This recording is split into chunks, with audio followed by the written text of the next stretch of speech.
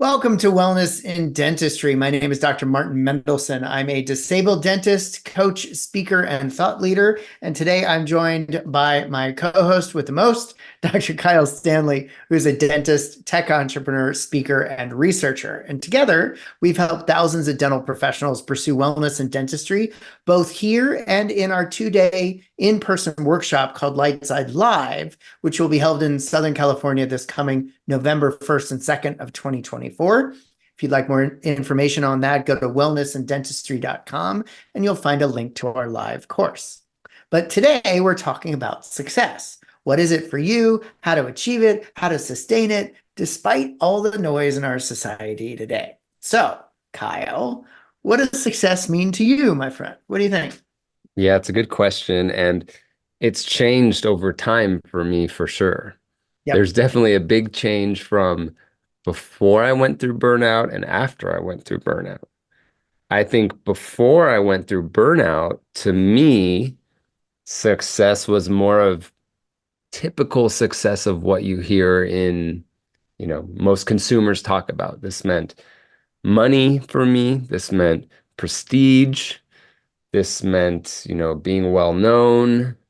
I think also a lot of that was clinical success for me too, being a dentist.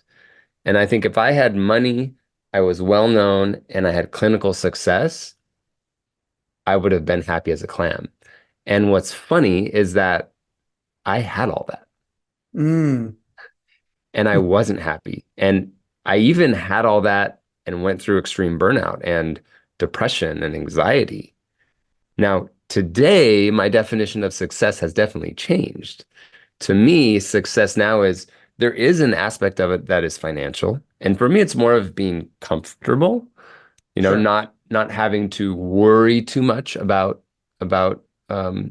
financial problems. Because of course, if you don't have money, that can be challenging.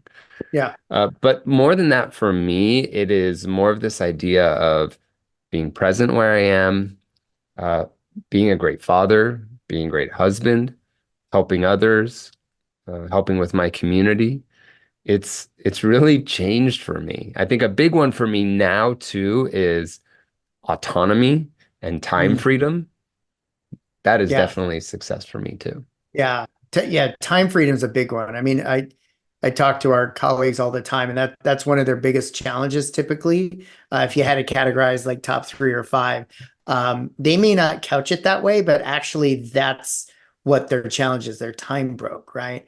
Because between practice and family and trying to get everything done between, they don't know where to run, right? And so And that that can be a huge challenge. I see this, I saw this with me, and I see it with a lot of our colleagues too, is Mhm. they think they own their career, they think they own their practice, when in Yeah. reality, their practice owns them. Their Yeah. practice Totally. tells them when to come in and how many days they can work and all of this. And I thought I owned my career, and that really wasn't the case. I mean, my career owned me for sure. Oh, 100%. I mean, we hear this all the time from lightsiders and people that listen to our podcast are up around feeling beholden to working, 5 days a week or, missing their daughter's recital, like we talked about in another episode, where it's like, really, do we actually really have to be there 24/7? Like, who made that rule? And I was thinking as you were talking too, this concept I talk a lot about, hedonic adaptation, Yes. which they've studied with lottery winners in particular, where you win, $1 million, $500 million, and you're still not happy. Why? Because are you happy in the initial post-win period? Yes, you are. But then you go back to your baseline, whatever your baseline is for Mm. you. And so in the profession of dentistry or any kind of clinical pursuit or professional pursuit, we all fall into the trap, or let me say, many of us fall into the trap. When I open the practice, I'll be happy. When I achieve this amount of money, I'll be happy. When, I get this number of lectures, I'll be happy. And then you get there, and then the question becomes, now what? And What that's what next? hedonic adaptation is. You adapt to the things that you've then gained, and then you look for the next thing. And so you kind of hit the nail on the head. Like, being present is a huge antidote to hedonic adaptation and wanting to go more and more and more or get more and more and more. because things change over time. I mean, I know as a younger person, things that were really important to me aren't as important to me anymore, right? Yeah. And Uh, it's hard. It's one of these things. It's like it's hard to know until you've been there. oh Like yeah, we can talk to a bunch of 20-something-year-old dental students and tell them, listen, this is the stuff that's not important. They go, oh, yeah, right. You don't know what you're yep. talking about. And Hmm. then they may have burnout, they may get married, they may have children, they may start a practice, they may move, they may lose friends, and they start to realize, like, wow, now I really see what's important. Oh, 100%, 100%. And I remember I told you the story before we hit record. When I was a kid, my dad was an executive at a aerospace company, and he would get a company car like every year, I think, every 2 years, something like that. And he would always buy the nicest Buick that they had because he was very much a believer in buying American cars. And I went to this high school in Connecticut where like everybody's parents, it seemed, drove a BMW or a Mercedes. And I looked at him and I was like, Dad, why can't we have one of those cars? And he looked at me and he said, why is that important to you? Hmm. And I didn't have an answer. And so, yeah, why is it important to you is a question I think we all need to ask ourselves at times when we're feeling stressed about being less than in whatever that may be, because we're not as successful as the people on social media or the people on television or the people, take your pick, right? Yeah, that's an interesting one when you bring in social media or friends that you see around town or colleagues and starting to realize what is success. You see a lot of dentists. I know a lot of dentists that are much more wealthy than me. They have much more money than me. They have much more prestige than me. Whatever, their clinic is bigger, they have a bigger team. However, I know many of their lives and I wouldn't want their lives. Yes. Yeah. Yeah. They're may be depressed, or they may be divorced, or they may just absolutely live in their practice day in and day out, and they don't have hobbies. Their health is in a poor place. That's Hmm. another thing. As you get older, I think this happens once you get into your 40s, is that health becomes a bigger opportunity. Oh, Because I think 100%. what most of us do is in our 20s, let's say, I'm going to very much generalize here, but let's say before you settle down to be with your spouse or a long-term partner, you want to look good, right? You're in the dating Mhm. stage, so Yeah. Yeah. you're exercising a lot, you're out in the sun, you look good. And then maybe you meet somebody, you kind of get more comfortable in your 20s or even early 30s. And then in your 30s, I think people are really battening down the hatches on their career. They Yep. may, for all of our listeners, they're getting out of dental school, they're associates, they're staying up late, reading articles, traveling, doing CE, learning new procedures, hiring, firing, learning how this whole business thing works. And then you look back and all of a sudden you're 40 and you haven't Yep. exercised in 5 years or 10 years even. Yep. And then things aren't recovering as quickly. You start to have back pain or neck pain, or you're gaining weight or losing weight. And you realize, holy moly, health becomes a big part of my success. And this happened with me when I was at my lowest point. I hadn't exercised in multiple years, and I was eating whatever I could whenever I had the Right. time because I was just grinding and grinding and grinding. But it caught up with me. You Mhm. can't grind forever. And you can't put your health off forever. There's a quote, and I'm probably going to butcher it, but it's something like, don't wait. I'm not saying it right, but don't wait until your health has to be a priority. Yeah, yeah, yeah, yeah, yeah, It's yeah. really going back to the Eisenhower matrix, right? So health is one of Mhm. these things that is important, Yep. but not, what's the other word? It's not urgent, or Not it's not going to urgent. have urgent ramifications today if you don't go to the Right. gym. Right. Yeah, right. If I start exercising next week, Yep. is it that big of a deal? No, it's really not. Hmm. But when Hmm. that turns into next week, next month, next year, next 5 years, you Yes, blink your 100%. eyes and all of a sudden that happens, then you actually start to see how that impacts your success. Hmm. And when you are taking care of yourself, how that impacts kind of the typical success of Oh yeah. making more money, Yeah, having more prestige, just by absolutely. being healthier. Well, for those who've seen me speak before, usually I start out my lectures with what I call the sweet and low story, where after my first round of hand surgeries, I literally couldn't open up a sweet and low packet. And it was probably one of the top five scariest 5 minutes of my entire life, because I'm sitting here thinking I was going to go back to practice after, at the time, was a quote simple carpal tunnel release procedure, and I couldn't open up a sweet and low packet, and it scared me to my core. And that preceded, not only 17 months of unemployment, but it was many years before I could use chopsticks again, because I Wow. was misdiagnosed. But that's another story. But the point is that I hope none of you that are listening, although statistically, unfortunately, some of you will ever know that fear. And when your health goes away, whether it's due to something physical or something physiologic or cancer or a heart attack or something scary, it jars you to your core.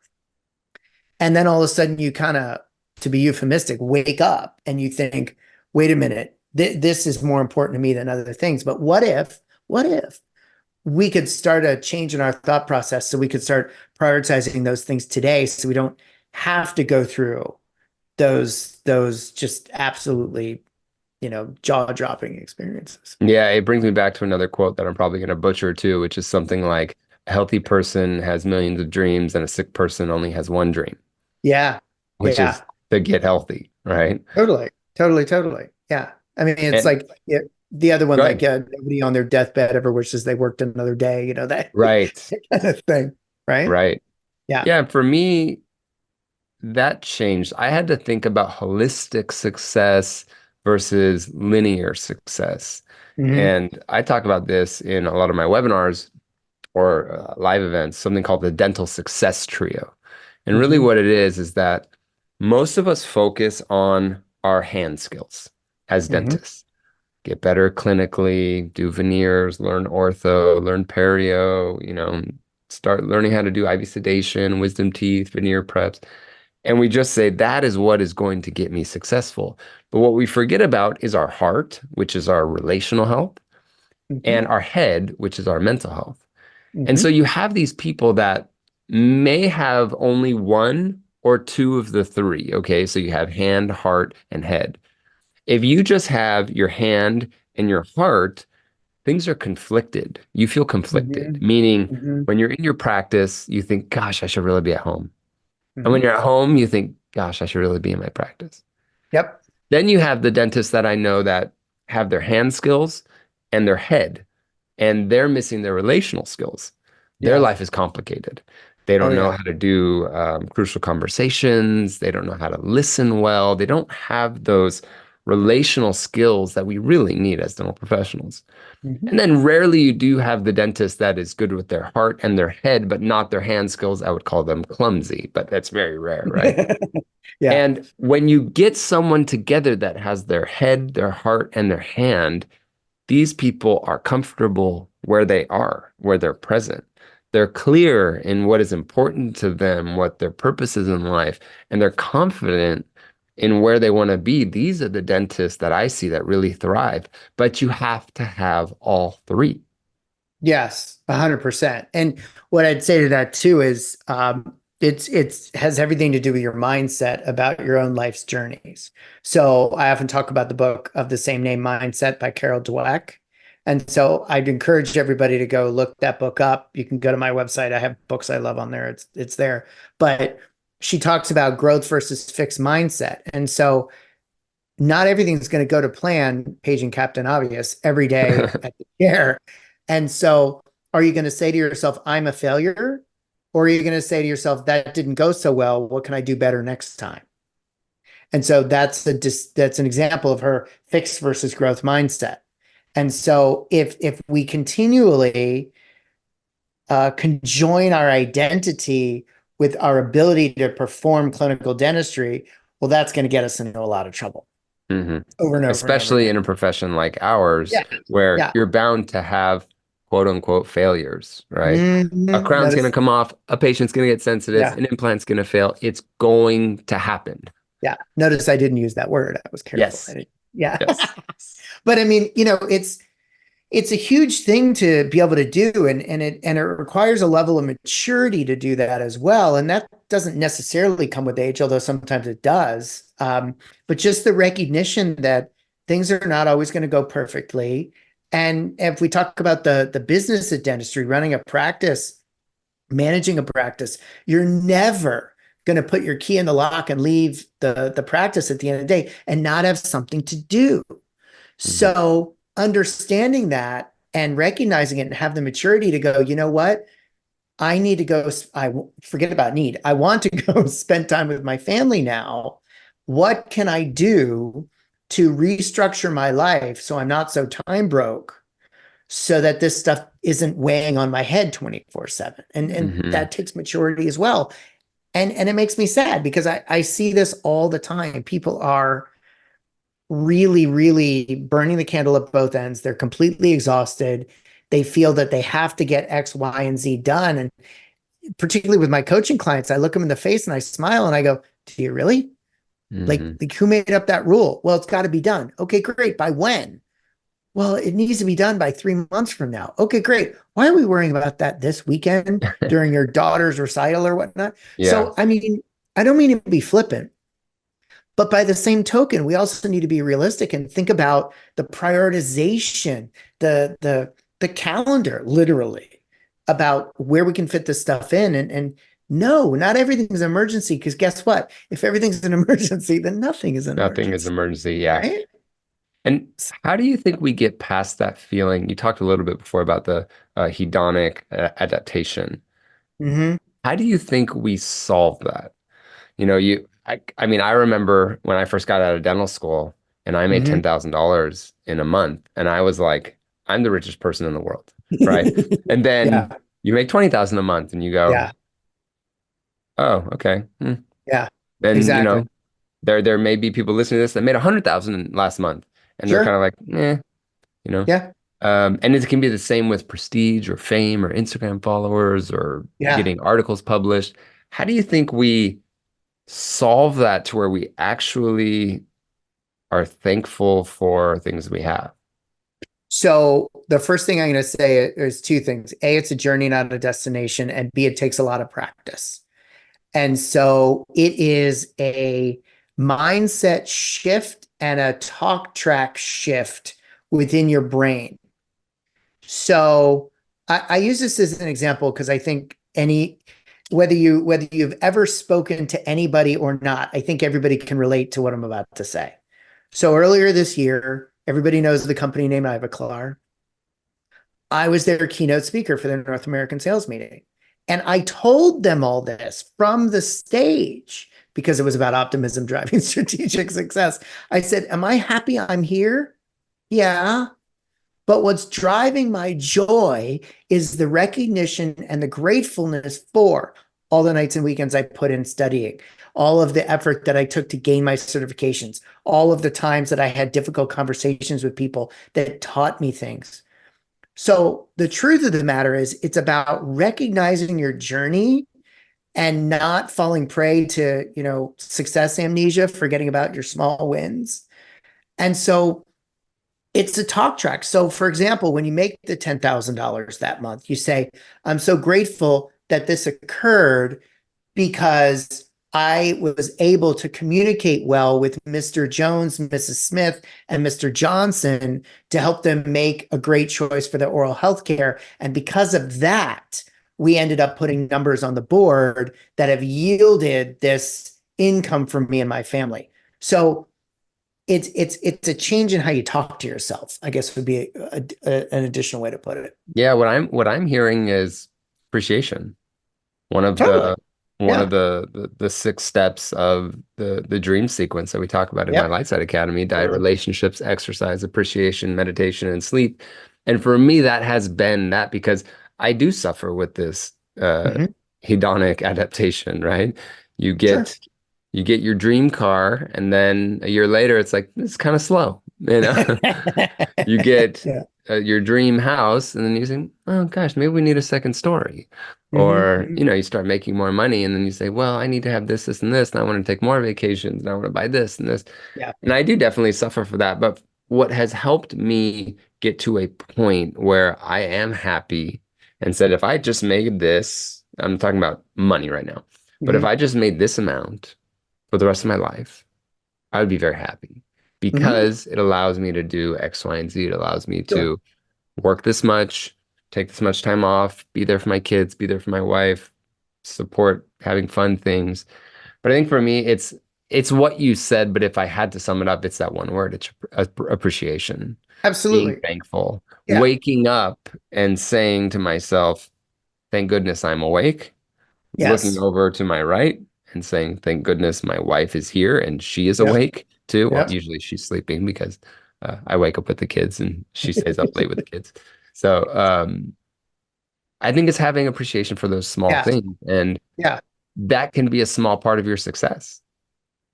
100%. And whether you use the word appreciation, gratitude, right? Yeah. They both ring true. And what we focus on is what we'll see. And so the practice of appreciation or gratitude is something that's actually critically important. And so getting good at the end of the day, saying to yourself, what really went well today? What am I looking forward to tomorrow? I mean, I had a really crappy week last week. Like Yeah. I just felt like I was getting hit from a whole bunch of different angles. Yeah. Somebody said something really horrible to me. I had someone take their own life who was very close to me. Yeah. A dentist, by the way. A dentist. It was a horrible, horrible week. And I made a choice to focus on the things that were going well that I was grateful for. That didn't mitigate, the loss of my friend. That didn't mitigate or remove what somebody said to me. But what it did was I chose not to pay that heavy price to sit there and focus on it. I let it flow through me, which by the way is a very important tenet of the true study of happiness. This is not about walking around with a smile on your face. That's toxic. That's a whole nother podcast we can do. But this is about having the resilience to allow those things to flow through and flow past you. And so when I work with my private clients, so often they'll say, "Oh, I had a really difficult day." I'm sorry to hear that. Days can be really, really challenging. Tell me about your difficult day.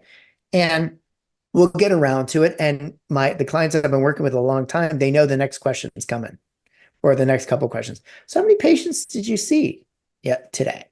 Mm. And how many interactions did you have that went really, really well? Hmm. Okay. So what can you tell me about those? Hmm. And so it's a matter of focus. It's a matter of um, commitment. Let's call it what it is. It is a commitment to change a narrative because let's call it what it is. It's so easy to fall into the woe is me stuff, right? It's just Very easy. for whatever reason, it's just easier. It just is, right? So how can we make that commitment amongst ourselves? Well, what I love about what you said was Mm-hmm. that it's just like any other skill. You have to Mm-hmm. practice it.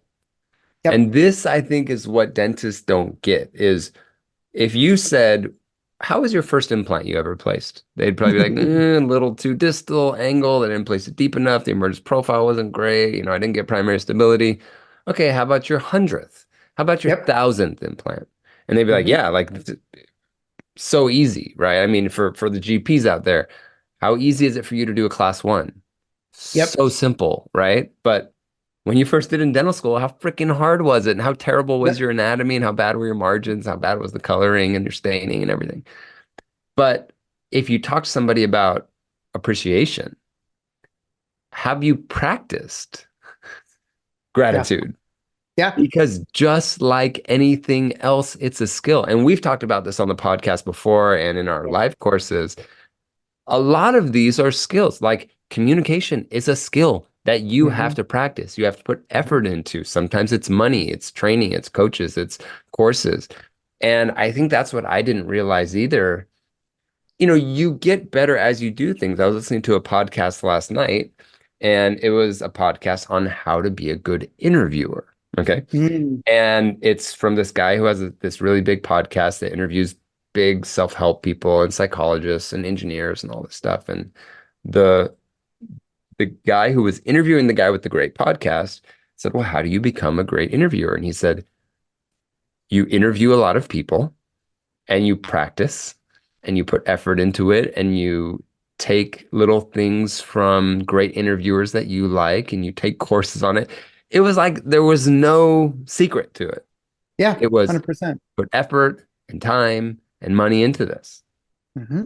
Absolutely. It's like anything else. If you want to be better at something, what time commitment are you willing to put into it? No Yeah. one expects to go to the gym once and look like some, cover model. Yes. Nobody expects to save $100 and become a millionaire the next day. Yeah. So why is this any different? But yet, for whatever reason, we make it different. Yeah. That's what It we do. reminds me of you said a cover model. I was always a big fan of Heidi Klum. And Hmm. as a kid, she was kind of like my, oh my gosh, like Hmm. that's what I want my wife to look like. And she was funny and all this stuff. And I remember in an interview, she was on some late night show and they said, Heidi, you're always in such great shape. And, how do you do it? What is your secret? And she said, there's no secret. I go to the gym. I eat right. I take care of Yeah, myself. Like it's not a secret. yeah, it's true. And it's similar to what we talk about with this. Like success and changing your mindset, even changing your mindset takes effort, takes time, takes awareness, it may take Oh money. yeah, And but you do it and you practice it over and over again. And even you and I, who go around teaching this stuff around the world, we still have to practice. We still have to absolutely. be reminded. You and I will text or call each other, and sometimes we have to put each other in each other's Yep. place. How true is that? Are you Yep. sure Yep. you're looking at this in the right way? Are you sure Yeah. that's what they meant? Yep. And that just shows like the expert in any field has failed multiple times, but they're constantly working on it. Absolutely. Absolutely. It makes me think too. I hadn't thought about it in these terms, but when I was much younger, I'll be 55 this year. And I'm not a tall man for those of you who've never met me. And so today, if went to buy a pair of pants, it'd be 31, 32 waist, something like that. When I was 18, my pant size was 42. And so for somebody of my height, that's a very significant difference. And one of the things that's allowed me to maintain my weight, which statistically, by the way, I'm a complete freak because I lost enough weight that I'm in the category of people that put it back on within 5 years, almost, Yeah. 100%. And so it's the little things. It's and this might sound a little bit overbearing, but it really isn't when you just make that decision. Like Heidi Klum said, it's not complicated. Mm, So it's like, do I need that extra piece of cheese on the sandwich? Do I need the mayo versus the mustard? hmm. Do I need the fries versus the salad? Like Yeah. these are conscious choices that we make. And Yeah. It's not easy, but it's no, not complicated. correct. It's Yeah. not simple. It ain't easy, but it's certainly very simple. Or it's very Hmm. simple, it ain't easy, whichever way you want to go. And even last week when I was going through some pretty wild stuff that felt like it kept hitting me in a row, which by the way, I want to get to that thought in a second. I did have negative thoughts. And I literally said to myself, no, no, no. What's another way to look at this? I'm not going to negate my anger. I'm not going to negate my sadness, but Yeah. I'm also not going to allow myself to sit and steep in it. And what I want to come back to now, which I think is critically important, particularly within dental practices, because I see this with my clients all the time. Events with patients and or team members that happen multiple times in a given day are not connected. And just Right. because you've had two things happen does not mean the rest of the day is going to be crappy. That's Yeah. not the way this works. That's the story you're telling yourself. And there's a Yeah. difference. There's a huge difference I between that. had I had a day the other day where my kids were driving me crazy and we had just come back from somewhere and the whole way home they were screaming, they were fighting, my wife was sad about it and we were just, oh my gosh. I had put on my AirPods because I was there was so much noise. I just needed to Yeah. stop it a little bit, right? And I came into the house before everybody, they were still getting out of the car. And I literally said out loud, okay, Kyle, Your job as the parent is to control your own emotions. Your Mm, job as a parent is to control your own emotions. I like had to say like a mantra a few yeah, times. yeah. And it's just going back to what we were talking about, that it's practice, it's Hmm. awareness. I'm at a point now where I have the awareness. I Yep. have the tools to do it too. Yes. Yes. I have to remind myself and I still have to practice. And that's how you have to think about success too. Hmm. Hmm. So tell me about the story that you were going to tell The or what you were going to get into, you said. no, the domino effect. No, I just shared the idea that just because two things have happened in a day doesn't make the day terrible. So, in Mm, other words, days are not made up of dominoes. I That's see. not the way this works. You choose to take isolated events and connect them. That's your choice. Well, today's really going crappy because this happened, then that happened, then that happened. Yeah, that's not a fun day. Yes, it is crappy, and they're not connected. Yeah. What I like of what you said before is I learned this from one of my mentors, Erwin McManus, who is just an Mhm. amazing thinker. And he said, you're going to have emotions. You're going to be sad. You're going to be jealous. You're going to be angry. He said, and a lot of people will say, well, try not to have those emotions, right? And, that's not very human to not have these emotions. His whole thing about self-mastery is no, have the emotion, but don't act on the emotion. So Mm, be jealous, but don't act on that jealousy. Be mhm, angry, but don't mhm, act on that anger. Be mhm. sad, but don't act on that sadness. And that, like, gosh, it's really Viktor Frankl, Yes, yes, living between yes, the stimulus and the yes. response. But how he said it was so eloquent. I just love that. So I'm going to give you another tool. So you're very familiar with my team framework, which is an Yes. acronym, stands for thoughts, lead to emotions, actions, and manifest results. What I say when we really get into it is that team forward, T to the E to the A to the M, is reactive. So what you just said, it's like, okay, something happened. I'm really jealous about it. I don't want to act. Hmm. So if you end up in one of those situations, use the acronym team backwards. I jokingly call it meet, right? And so when you get stuck, High protein. yeah, when you get stuck and you're like, I don't want to do X, then you flip to the M and you go backwards. What does that mean? Mm. In other words, okay, this just happened. I'm really jealous. I don't want to lash out. Okay, great. So let's skip to the M. What do I want to manifest right now? What do I really want to see happen? Well, I want to deepen our relationship by spending more time with this person. Let's say it's just a platonic friend that you want to spend more time with. Okay, great. So if that's the case, then what action do I need to do right now to manifest spending more time with that friend? Great. I need to reach out and send him a text. What emotion do you need to have to kickstart that action? Well, it would just be love for that friend and just caring to spend time with them. Great. What thought do you need to kickstart the whole thing? Maybe it's I cherish this friendship. Let's do it.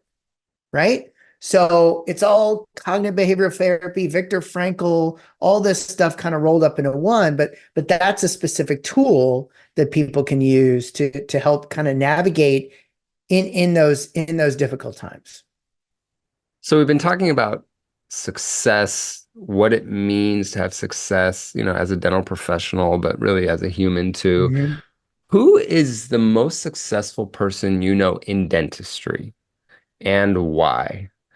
And if you Mm. need some time to think about it, I'll tell you mine. Uh, yeah, see that's going to be an interesting challenge for me. Thanks for curveball. Just And because maybe when you you say don't have to say their name either. Because when you say in dentistry, for me, I've been so blessed to know clinicians and corporate people and educators, and it's a really big group. But who's yours? I'm curious first. So mine is my father. Okay. And what I've said this many times because I get this question often, like what is success to you? I get this Hmm. when I'm being interviewed for podcasts or for Hmm. articles or something. And it's definitely my dad. He's Hmm. in his 70s. He's in good shape. He, Hmm. can go out and swim in the ocean. He can play basketball with his Hmm. grandkids. He can Hmm. garden. He can walk the dog. He's in good shape. His health is Hmm. good. He's not rich. He's not poor. By no Mhm. means is he rich, but by no means is he poor. I would call him, comfortable. We Mhm. definitely have family friends that are much more wealthy and much less wealthy than my family. He's been married to my mom for over 50 years. Mhm. All of his kids love him and talk to him almost daily. I Mhm. mean, same with my mom too, but I'm using him because he's a dentist. And his grandkids love him. And Mhm. I mean, if I could have that in my Right. 70s, that's Right. success to me. Yeah. He Yeah. he had a successful clinical career. He was a good dentist. Is my dad the best dentist in the world? No, Mhm. he's good. He wasn't, he didn't write articles, he didn't lecture, he wasn't crazy well known or anything. He just had a normal, PPO practice in Sure. smaller town in the Inland Empire, and he had a Mhm. pretty good life though. And when Yeah. I think about all of the memories growing up, I had a pretty good childhood with my parents. Yeah. So much of that was because of my dad making his family a priority. Mhm. Mhm. Mhm. Yeah, I actually I do have an answer now. And it kind of came to me as you were talking. It's Dr. J. Platt. So Okay. he's an oral surgeon in Indiana, and clinically he is exceptional. His team has been with him, most of them, for many years. He has a very large team. His family is incredibly important to him. He's been very financially successful. But frankly, the reason why he comes to my mind is what's created all of that. What's created all of that is his own self awareness, his self awareness around the need to delegate, his self awareness around his strengths and his lesser strengths, his awareness around, I hate to use the word weaknesses, his awareness around the fact that if he's going to put down the numbers, and I'm not going to share his numbers here, but I can tell you they are extraordinary for a Yeah. single clinician with clinical success rates that are matching the literature. I've seen all the Hmm. numbers. And recognizing in order to do that, he has to take care of his own health. So he goes to the gym for 90 minutes every single day. Hmm. He is one of the most successful people in dentistry I know. Has he had challenges in his life? Absolutely. Of Whether course. in multiple different areas, and I'm sure many that I don't even know of. Hmm. However, it's the awareness piece, and I would loop you into that too, because as you were talking, I was gonna actually use you, to be honest, because and there's a connection between you and Jay, which is the awareness. Mm. And it's the willingness to say, like in Jay's case, I'm not as good interacting with the patients from a case acceptance perspective. Let me let Mo do that. And Mo is an extraordinary treatment coordinator, extraordinary. And he allows her to run with it. So I think self awareness, emotional intelligence Yeah. um, are hugely important to be successful. I don't care what you do. Right. Yeah.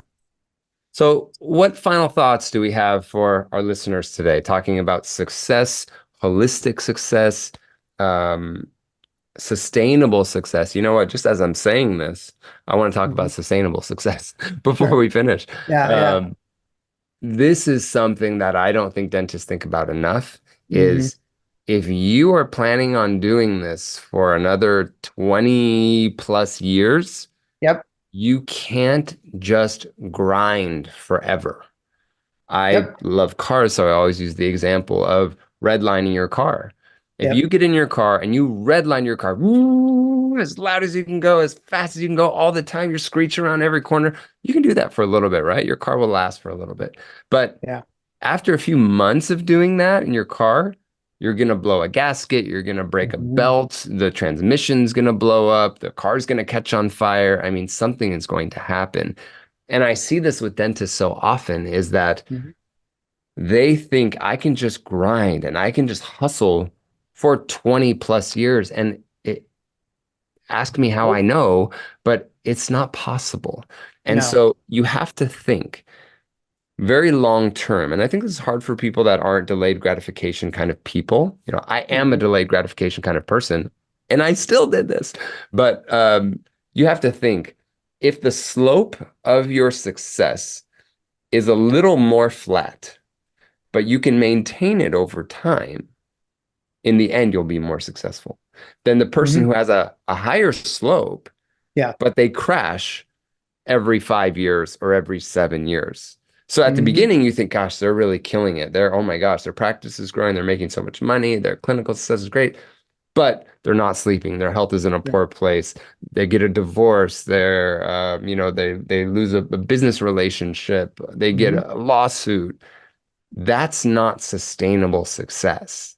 No. And we have to think about this as dental professionals because our job is so Yeah. difficult. It's Yeah. so physically demanding. It's so emotionally demanding. It's hard from a financial standpoint, meaning that we have to take out a lot of loans generally to start practices, to go to school, Hmm. to Hmm. expand, to hire. So, what is your thought on that? So it's ironically enough, it's, like I talked to Jay Platt, like he understands sustainable success. So he goes to the gym every day for 90 minutes. He eats well, Hmm. all that kind of thing. And yeah, I think the sustainable success is all about looking inward, not looking outward.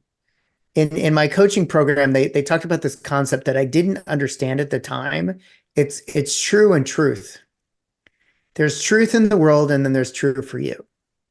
And just because there's truth in the world, and I'm not necessarily talking ethics or morality, I'm talking about your life situation. Just because that there's stuff going on in the world doesn't mean it needs to impact you. And just because Kyle Stanley drives a Porsche doesn't mean I need to do so. Just Hmm. because, Frank Spear likes blah blah blah, that I have to do that. Hmm. It's what's right for you. It's what allows you to sleep well at night. And sustainable success is about um, understanding what's important to you, because value conflicts drive stress. Like if your family's important to you but you never spend time with them because you're always at your practice, you ain't going to be happy. So really sitting down and thinking about, okay, what are my personal intrinsic values, and how is that showing up in my life? Am I honoring those or not? And so I think sustainable success is very much about being honest with yourself, realizing what's important to you as you see it today, and creating a life that will support those values, that will allow you to sleep at night and spend the time with the people that you love most. I love that. I think that's a great way to finish. I love that you brought it back to values. So Mm-hmm. true. So Mm-hmm. true that in the long term, it's those values that matter. And when you can put your success on your values, I think that's really just a great way to kind of wrap today's episode up in a bow, Mm-hmm. is Mm-hmm. that success should be based on your values. Yeah. And I would also add that your values may change over time. Oh, 100%. Yeah. 100%. Yeah. Yeah, Well, absolutely. great. Well, everybody, if you enjoyed this, please share it with a colleague or a friend. This helps us get the message out. We're trying to give you guys a lot of free content, and all we ask in exchange is a 5-star review, or if you want to write a review or send it to a colleague, this would really, really help us. If you're interested in seeing us live, make sure to go to Wellness and Dentistry. You can find all of our links, but you will find our Lightside Live course, which is a 2-day event where you can hang with me and Martin. It's a small workshop. We don't have a ton of seats because it is an in-person, hands-on kind of workshop. So make sure you sign up for that. And you will also be able to find all of our links for Martin's in-person coaching, or if you want to bring him or I out to speak at your event. And if you haven't picked up my complication compliance method, make sure you pick that up. Go to complicationcompliancemethod.com. It's the price of a few tacos, or at least a few tacos in California. And thank you everybody for joining us for Wellness and Dentistry, and we will see you next week. See you later.